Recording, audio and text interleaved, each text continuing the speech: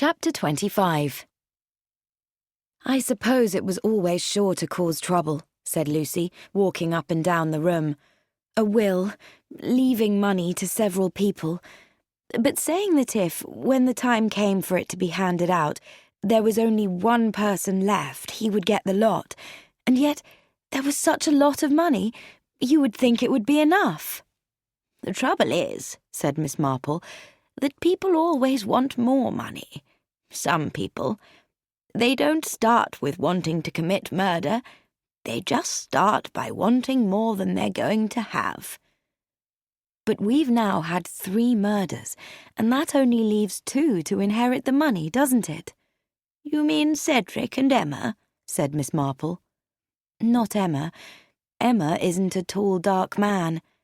No, I mean Cedric and Brian Eastleigh. I never thought of Brian because he's fair, but the other day—" She paused. "Go on," said Miss Marple. "It was when Lady Stoddart West was leaving.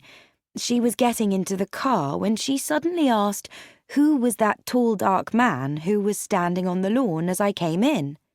I didn't know who she meant at first, because Cedric was still in bed.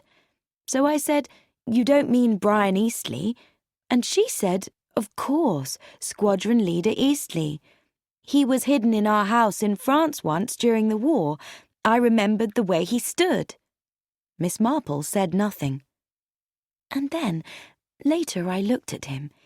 He was standing with his back to me, and I saw that even when a man is fair, his hair can look dark if he smooths it down with cream. So you see, it might have been Brian that your friend saw in the train. It might—" "Yes," said Miss Marple. "I had thought of that." "But the money would go to Alexander, not to him." "If anything happened to Alexander before he was 21, then Brian would get the money," Miss Marple said. Lucy looked shocked. "He would never do that. No father would ever do that." Miss Marple shook her head. "People do, my dear. It's very sad and very awful, but they do."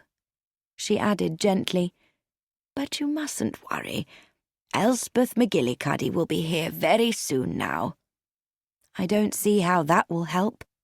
"No, dear, perhaps not. But I think it's important." Then, with a quick look at Lucy, she said, "There's something else that's worrying you." "Yes, something that I didn't understand until 2 days ago.